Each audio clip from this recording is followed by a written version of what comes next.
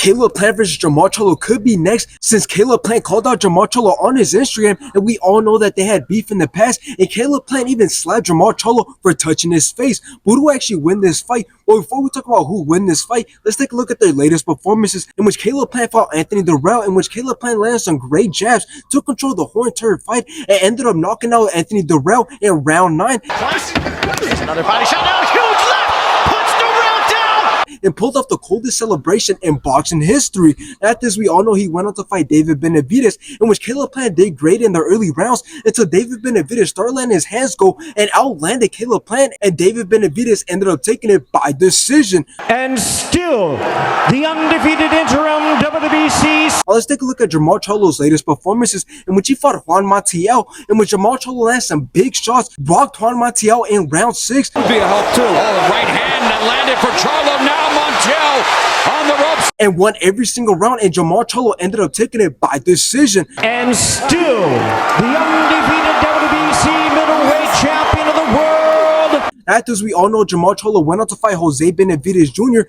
in which both went back and forth, both landed some great shots, but Jermall Charlo was just way more accurate than Jose Benavidez and completely outlanded Jose Benavidez and ended up taking it by decision. Jermall Hitman Charlo.